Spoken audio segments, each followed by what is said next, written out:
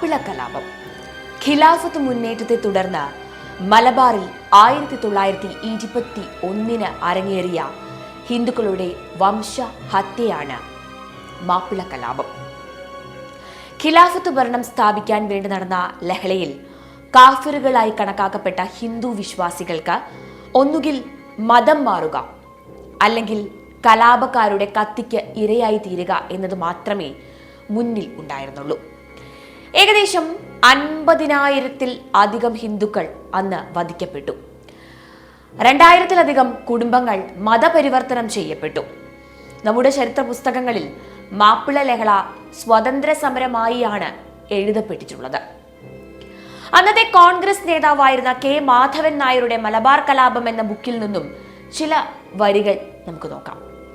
തുവ്വൂരിലെ കിണറിനുമുണ്ട് പറയാൻ ഒരു കഥ. തുവ്വൂരിൽ ഒരു കിണറുണ്ടായിരുന്നു. ആ കിണറിന്റെ കഥ കേട്ടാൽ അത് ഇറാഖിലോ സിറിയയിലോ ആണെന്ന് തെറ്റിദ്ധരിക്കരുത്. IS തീവ്രവാദികൾ പോലും നാണിച്ചു പോകുന്ന ഭീകരമായ കൂട്ടക്കൊല നടന്ന ഈ കുഗ്രാമം മലപ്പുറം ഏറനാട്ടെ കരുവാരക്കുണ്ടിനടുത്താണ്. 1921 സെപ്റ്റംബർ 24 രാത്രി. നാളെ വരാനിരിക്കുന്ന കൊടും വിപത്തിനെ കുറിച്ച് യാതൊരു സൂചനയുമില്ലാതെ തുവൂരിലെ ഹിന്ദുക്കൾ അവരുടെ കൂരകളിൽ ഉറങ്ങുകയാണ്. 100ഓളം വീടുകൾ നേരം പുലരുന്നതിന് മുമ്പ് തന്നെ മാപ്പിള കലാപകാരികൾ വളഞ്ഞു കഴിഞ്ഞു. ആണുങ്ങളെയെല്ലാം കയ്യും കാലും ബന്ധനസ്ഥരാക്കി പിടിച്ചുകൊണ്ടുപോയി. വീടുകളെല്ലാം ചുട്ടെരിച്ചു. പിടിച്ചുകെട്ടിയവരെല്ലാം ചേരിക്കമ്മൽ കുന്ന് എന്ന സ്ഥലത്തേക്കും പിന്നെ അവിടെ നിന്ന് പാങ്ങോട് എന്ന സ്ഥലത്തേക്കും കൊണ്ടുപോയി. അവിടെ കുന്നിന്റെ ചരിവിലുള്ള ഒരു പറമ്പിൽ കിഴക്കുഭാഗത്തായി ഒരു പാറയുണ്ട്. ആ പാറയുടെ അടുത്ത് വെച്ച് ഓരോരുത്തരുടെയും വിചാരണ ആരംഭിച്ചു. വിചാരണ നടത്തിയത് വാരിയൻ കുന്നൻ കുഞ്ഞുമുഹമ്മദ് ഹാജിയാണ് എന്നും ചെമ്പ്രശ്ശേരി തങ്ങളാണ് എന്നും 2 പക്ഷമുണ്ട്. വാരിയൻ കുന്നന്റെ മാർഷ്യൽ ലോ പ്രകാരമായിരുന്നു വിചാരണ. പിടിച്ചുകെട്ടപ്പെട്ട 36 പേരെയും അപ്പോൾ തന്നെ 15 വാര അകലെയുള്ള കിണറ്റിന്റെ അരികെ കൊണ്ടുപോയി. ഒന്നൊന്നായി എല്ലാവരെയും കഴുത്തറുത്തു വെട്ടി കിണറ്റിലിട്ടു. ചിലർ മരിച്ചിട്ടില്ലായിരുന്നു. അവരെ മുകളിൽ നിന്ന് കമ്പിട്ട് കുത്തി. 2-3 ദിവസം വരെ പലരുടെയും ഞരക്കം കിണറ്റിൽ നിന്ന് കേൾക്കാമായിരുന്നു. എന്നാൽ മാപ്പിള കലാപകാരികളെ ഭയന്ന് ആരും അങ്ങോട്ട് തിരിഞ്ഞു നോക്കിയില്ല.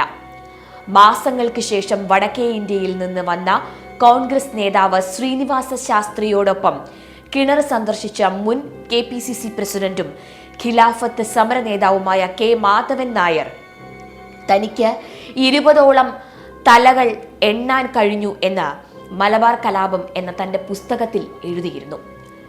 ആ ഘോര കൃത്യം കഴിഞ്ഞതോടുകൂടി ഏറനാട്ടിലെ കിഴക്കൻ പ്രദേശങ്ങളിലുള്ള ഹിന്ദുക്കൾ പല ദിക്കുകളിലേക്കും പാച്ചിലായി.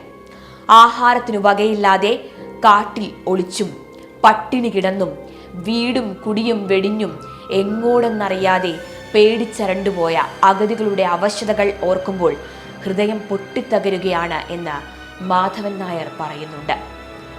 തികഞ്ഞ മതേതരവാദിയും ഖിലാഫത്ത് നേതാവുമായിരുന്ന മാധവൻ നായർ ഇങ്ങനെ തുടർന്നു.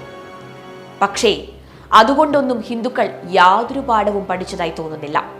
അവനവന്റെ സമുദായത്തിലുള്ള അസമത്വങ്ങൾ തീർത്ത് ദേഹബലവും സംഘബലവും വർദ്ധിപ്പിക്കാൻ അവർ ശ്രദ്ധിക്കാത്ത പക്ഷം അവർ എപ്പോഴും ഈ ആപത്തുകൾക്ക് വശപ്പെടുവാൻ വഴിയുള്ളതാണ് എന്നതിന് യാതൊരു സംശയവുമില്ല.